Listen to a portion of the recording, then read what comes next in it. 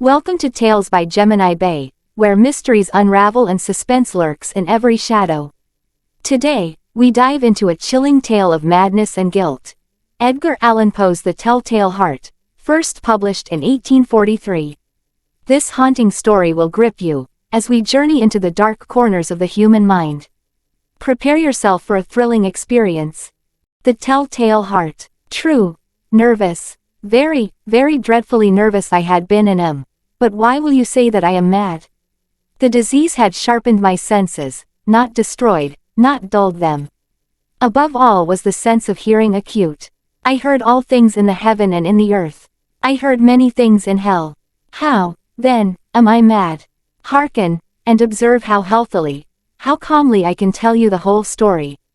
It is impossible to say how first the idea entered my brain, but once conceived, it haunted me day and night.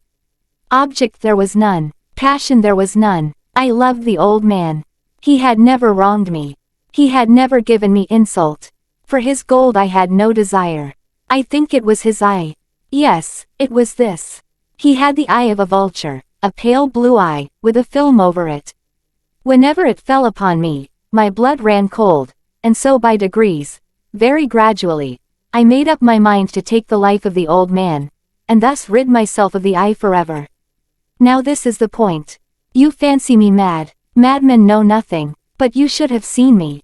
You should have seen how wisely I proceeded, with what caution, with what foresight, with what dissimulation I went to work. I was never kinder to the old man than during the whole week before I killed him. And every night, about midnight, I turned the latch of his door and opened it, oh, so gently. And then, when I had made an opening sufficient for my head, I put in a dark lantern, all closed, that no light shone out, and then I thrust in my head. Oh, you would have laughed to see how cunningly I thrust it in. I moved it slowly, very, very slowly, so that I might not disturb the old man's sleep. It took me an hour to place my whole head within the opening so far that I could see him as he lay upon his bed. Ha! Would a madman have been so wise as this? And then, when my head was well in the room, I undid the lantern cautiously.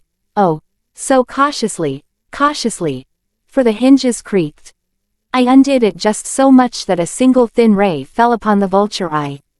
And this I did for 7 long nights, every night just at midnight, but I found the eye always closed, and so it was impossible to do the work. For it was not the old man who vexed me, but his evil eye.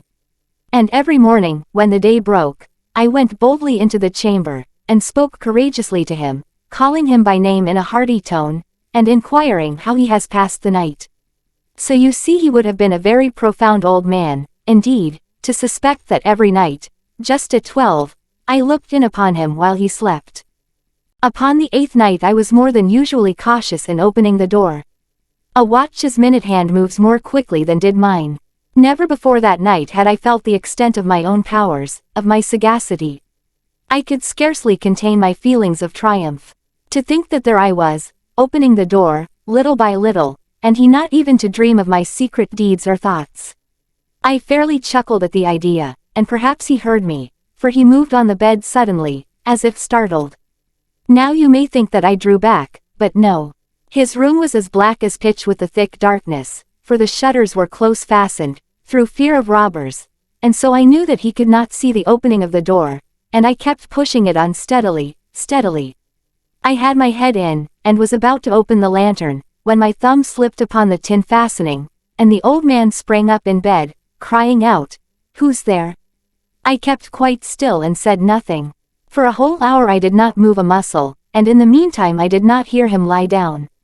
He was still sitting up in the bed listening, just as I have done, night after night, hearkening to the death watches in the wall.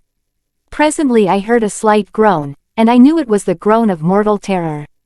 It was not a groan of pain or of grief, oh, no, it was the low stifled sound that arises from the bottom of the soul when overcharged with awe. I knew the sound well. Many a night, just at midnight, when all the world slept, it has welled up from my own bosom, deepening, with its dreadful echo, the terrors that distracted me. I say I knew it well. I knew what the old man felt, and pitied him, although I chuckled at heart. I knew that he had been lying awake ever since the first slight noise, when he had turned in the bed. His fears had been ever since growing upon him. He had been trying to fancy them causeless, but could not. He had been saying to himself, "It is nothing but the wind in the chimney. It is only a mouse crossing the floor, or, it is merely a cricket which has made a single chirp." Yes, he had been trying to comfort himself with these suppositions, but he had found all in vain. All in vain, because death, in approaching him, had stalked with his black shadow before him, and enveloped the victim. And it was the mournful influence of the unperceived shadow that caused him to feel, although he neither saw nor heard, to feel the presence of my head within the room. When I had waited a long time, very patiently, without hearing him lie down, I resolved to open a very, very little crevice in the lantern. So I opened it, you cannot imagine how stealthily, until, at length a simple dim ray, like the thread of the spider, shot from out the crevice and fell full upon the vulture eye. It was open, wide open, and I grew furious as I gazed upon it. I saw it with perfect distinctness, all a dull blue, with a hideous veil over it that chilled the very marrow in my bones. But I could see nothing else of the old man's face or person, for I had directed the ray as if by instinct, precisely upon the damned spot. And have I not told you that what you mistake for madness is but over-acuteness of the sense? Now, I say, there came to my ears a low, dull, quick sound, such as a watch makes when enveloped in cotton. I knew that sound well, too. It was the beating of the old man's heart. It increased my fury, as the beating of a drum stimulates the soldier into courage. But even yet I refrained and kept still. I scarcely breathed. I held the lantern motionless. I tried how steadily I could maintain the ray upon the eye. Meantime the hellish tattoo of the heart increased. It grew quicker and quicker, and louder every instant. The old man's terror must have been extreme. It grew louder, I say, louder every moment. Do you mark me well? I have told you that I am nervous, so I am.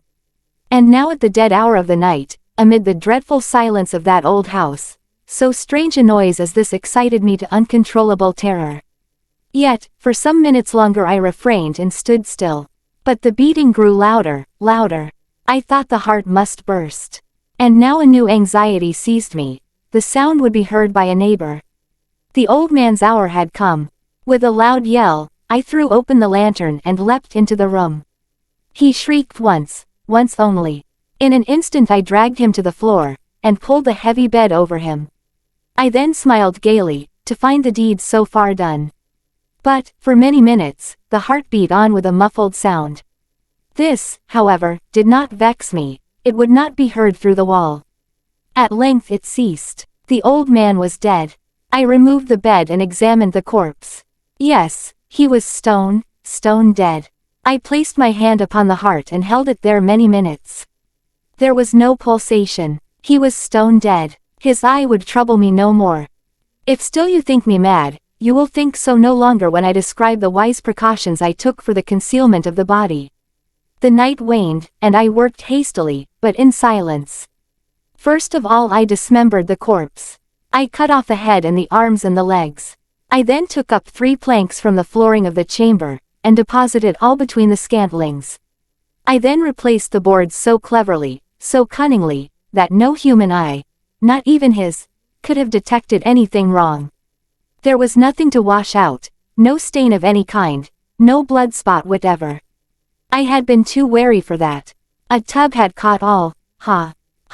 When I had made an end of these labors, it was 4 o'clock, still dark as midnight. As the bell sounded the hour, there came a knocking at the street door. I went down to open it with a light heart, for what had I now to fear? There entered 3 men, who introduced themselves, with perfect suavity, as officers of the police. A shriek had been heard by a neighbor during the night. Suspicion of foul play had been aroused. Information had been lodged at the police office, and the officers, had been deputed to search the premises. I smiled, for what had I to fear? I bade the gentleman welcome. The shriek, I said, was my own in a dream. The old man, I mentioned, was absent in the country. I took my visitors all over the house. I bade them search well. I led them, at length, to his chamber. I showed them his treasures, secure, undisturbed. In the enthusiasm of my confidence, I brought chairs into the room, and desired them here to rest from their fatigues, while I myself, in the wild audacity of my perfect triumph, placed my own seat upon the very spot beneath which reposed the corpse of the victim. The officers were satisfied. My manner had convinced them. I was singularly at ease. They sat, and while I answered cheerily, they chatted of familiar things. But, ere long, I felt myself getting pale and wished them gone. My head ached, and I fancied a ringing in my ears. But still they sat and still chatted. The ringing became more distinct. It continued and became more distinct. I talked more freely to get rid of the feeling. But it continued and gained definiteness, until, at length, I found that the noise was not within my ears. No doubt I now grew very pale, but I talked more fluently, and with a heightened voice. Yet the sound increased, and what could I do? It was a low, dull, quick sound, much such a sound as a watch makes when enveloped in cotton. I gasped for breath, and yet the officers heard it not. I talked more quickly, more vehemently, but the noise steadily increased.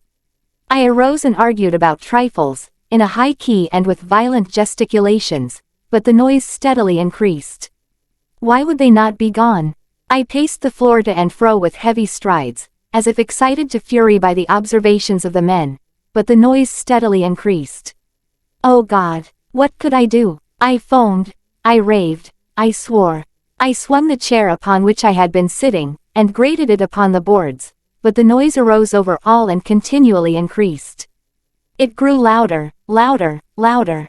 And still the men chatted pleasantly, and smiled. Was it possible they heard not? Almighty God! No, no. They heard, they suspected, they knew. They were making a mockery of my horror.